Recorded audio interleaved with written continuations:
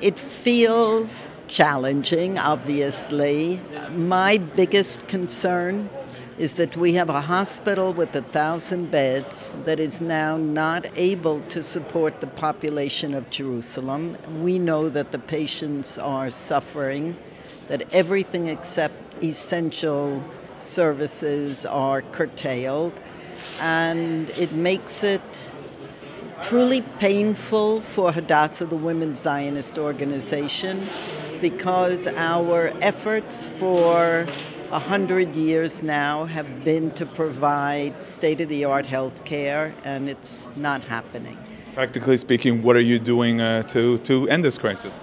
We are in negotiations with the government to come up with a plan to support a full recovery, and have been meeting with them for the past 7 months intensely, and actually did have meetings with them already a couple of years ago, saying that Hadassah had a big problem and that we hope there would be support for helping us. So we're hoping, in partnership with the government and HMO, to come up with a recovery plan that we can support.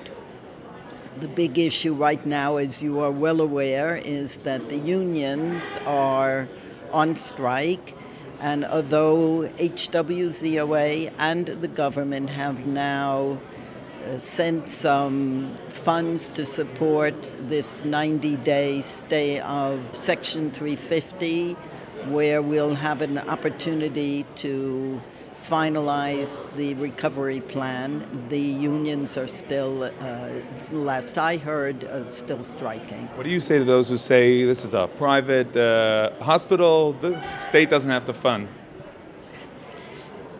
We are a hospital that acts as a public hospital here in Israel. And just as the state of Israel supports every other public hospital, the health care of the people that come to Hadassah should be in the hands of the government. We, the women's organization, will take responsibility for making sure there's state-of-the-art research, to do capital campaigns, even to bring in some of the most exclusive equipment to the hospital. But it is unconscionable that the state doesn't see that it has a responsibility to its own citizens to provide their health care. Are the donors asking questions? Are you afraid that this will affect the donations, the support? The donors are asking questions. They're actually asking very good questions. We are working very hard to try and keep the donors feeling connected and involved. I will say on a broader note that this is affecting diaspora Jewry. A world of Jews who have supported Israel are looking at this situation and saying, if the government of Israel is prepared to ignore a crisis that so involves the diaspora, would it react the same way in other situations? As Hadassah, can you say that from now on Hadassah will be more involved in the financial issues and the management issues so things like this don't reoccur?